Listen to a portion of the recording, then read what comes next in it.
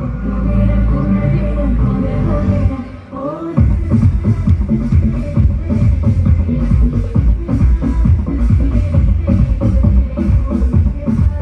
ഇടവേളയ്ക്ക് ശേഷം ഈ വർഷം തുടങ്ങിയ മേപ്പയ്യൂർ ഫെസ്റ്റിന്റെ 8 ദിവസങ്ങൾ നീണ്ടു നിൽക്കുന്ന പുതിയ എഡിഷൻ മേപ്പയ്യൂരിനെ അക്ഷരാർത്ഥത്തിൽ ഉത്സവലഹരിയിലാഴ്ത്തി.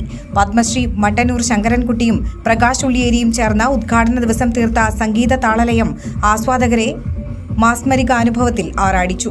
തിങ്കളാഴ്ച നടന്ന സൂഫി സംഗീതരാവ് വേറിട്ട അനുഭവമായി. ദൈവത്തെ അന്വേഷിച്ച് പാടുന്ന സൂഫി ഗാനങ്ങൾ, ഖവാലി, ഗസൽ ആലാപനങ്ങൾ വിഭാഗീയതയുടെ മതിലുകൾ ഭേദിച്ച വികാര വിമലീകരണത്തിന്റെ, സ്നേഹത്തിന്റെ, പ്രണയത്തിന്റെ, സഹാനുഭൂതിയുടെ മൂല്യങ്ങളെ പ്രക്ഷേപിക്കുന്ന ആത്മീയാനുഭൂതിയിലേക്ക് ആയിരങ്ങളെ നയിച്ചു.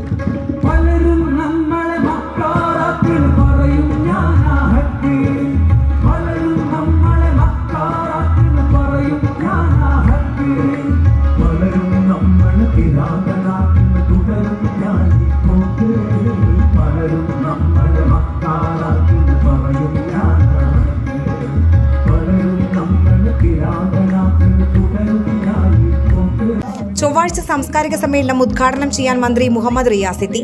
സഹകരണ സെമിനാറും അവാർഡ് ജേതാക്കൾക്കുള്ള ആദരവും പ്രശസ്ത മാന്ത്രികൻ ശ്രീജിത്ത് വിയൂരിന്റെ മാജിക് ഷോയും അരങ്ങേറി. തുടർന്ന് പ്രശസ്ത സിനിമാ പിന്നണി ഗായകൻ അതുൽ നറുകരയും സംഘവും അവതരിപ്പിച്ച സോളോ ഫോക്ക് എന്ന നാടൻ പാട്ടും ദൃശ്യാവിഷ്കാരങ്ങളും അരങ്ങിലെത്തി. ആടിയും പാടിയും വേദിക്ക് ഉൾക്കൊള്ളാനാകാത്ത നിലയിൽ പ്രേക്ഷകരുടെ സാന്നിധ്യം കൊണ്ട് സമ്പന്നമായിരുന്നു 3-ാം ദിനത്തിലെ സമാപന പരിപാടി. ബുധനാഴ്ച വൈകിട്ട് 5 മണിക്ക് കേരള വിദ്യാഭ്യാസം ഇന്നലെ, ഇന്ന്, നാളെ എന്ന വിഷയത്തിൽ നടന്ന വിദ്യാഭ്യാസ സെമിനാർ മുൻ വിദ്യാഭ്യാസ മന്ത്രി പ്രൊഫസർ സി രവീന്ദ്രനാഥ് ഉദ്ഘാടനം ചെയ്തു. തുടർന്ന് നടന്ന വ്യാപാരി ഫെസ്റ്റിൽ ചെറുകിട വ്യാപാര മേഖലയിലെ പ്രശ്നങ്ങളും പരിഹാരങ്ങളും എന്ന വിഷയത്തിൽ സെമിനാറും തുടർന്ന് കണ്ണൂർ ഷെരീഫും സംഘവും അവതരിപ്പിച്ച ഗാനമേളയും നടന്നു. അയൽദേശങ്ങളിൽ നിന്നടക്കം ഒഴുകിയെത്തിയ ആയിരങ്ങളെ ആനന്ദലഹരിയിലാഴ്ത്തിയാണ് മേപ്പയ്യൂർ ഫെസ്റ്റിന്റെ 4-ാം നാളിന് തിരശീല താഴ്ന്നത്.